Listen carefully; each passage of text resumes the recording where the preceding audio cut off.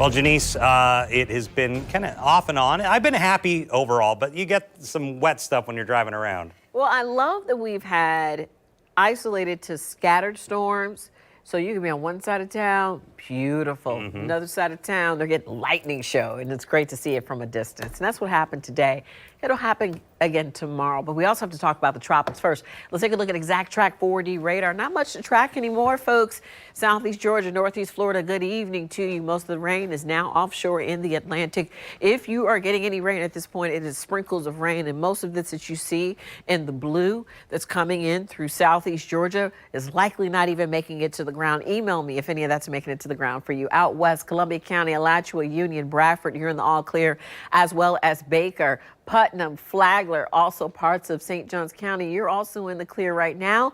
Duval, Nassau, Clay, and along the beaches, you are also in the clear now. It was an eventful day, though, when it came to that cold front moving through and instigating some storms this afternoon. Hopefully you enjoyed the lightning show from afar if you were in an area where it was dry.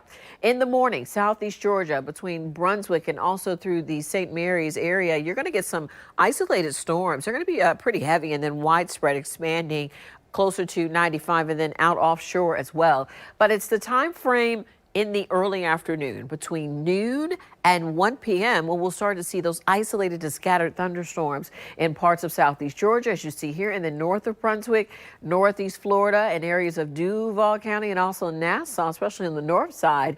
And then out west at I-10, I-75 corridor along the beaches, you'll get some light to moderate rain as well. And it'll go all the way down into areas of Flagler, Putnam, and St. Johns County. So keep this to mind with your plans tomorrow. The rain will continue until about 6 to 8 p.m. A lot of it will become more widespread, very similar to the pattern we saw late afternoon today. And then I-10, I-75 corridor, so Columbia County, Alachua County. Keep that in mind as you get closer to that 6 to 8 p.m. time frame.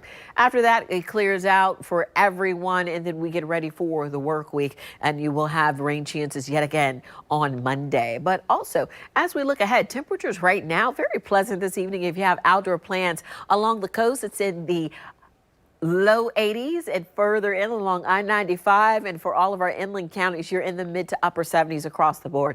Look at these winds. They're pretty calm overall, breezy for places like Mayport, St. Mary's, and also Orange Park. But otherwise, it's a beautiful evening if you have outdoor plans. Rain chances are only going to be at 20%, so don't cancel any outdoor plans if you're going to party or have a good time tonight, because it will be a great time for a walk, especially along the river. Tomorrow, as I mentioned, thunderstorms are highly likely again tomorrow. Look at where the rain accumulation, it has shifted since earlier today as models have updated with a look for rain overall. Overall, for Southeast Georgia and Northeast Florida, it's going to range between 1/4 of an inch to an inch is what you'll be receiving. So along 10, it's going to range from 1/2 inch to an inch.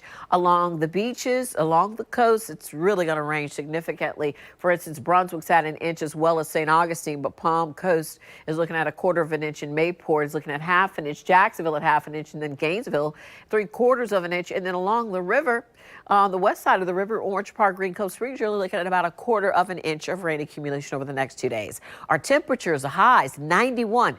That's average, so we're right where we need to be. Taking a look at the tropics, though, right here, we still have this low pressure system. The disturbance has a 10% chance of developing over the next 2 to 7 days. That's not going to impact us. But look at this new disturbance right here. It has a 0% chance of developing over the next 2 days, a 20% chance of developing over the next 7 days.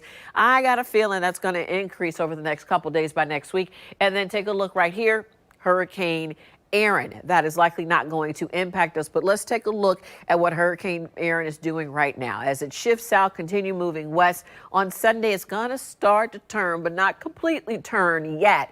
It's going to start heading in that northwest direction towards the northwest before it shifts north.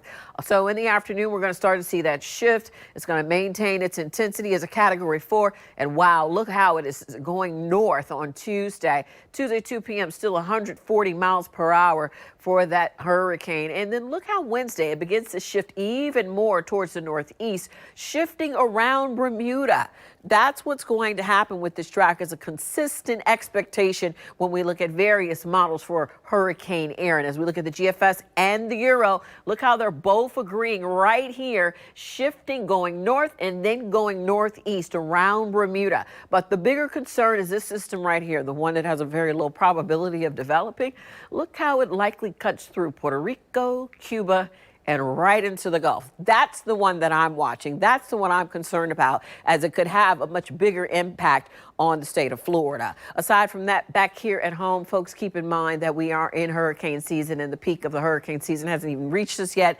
That's in September, but the track that this one is following on in the orange is very similar to the track we have for data for the last couple of decades. Tonight, temperatures again will be in the low 70s, upper 70s. Tomorrow, we're back in the upper 80s, low 90s. Here's a quick look at my 3-day and 7-day forecast, folks. 60% chance for storms tomorrow, 40% chance for Monday. We're staying in the 90s, and the morning starting out in the 70s.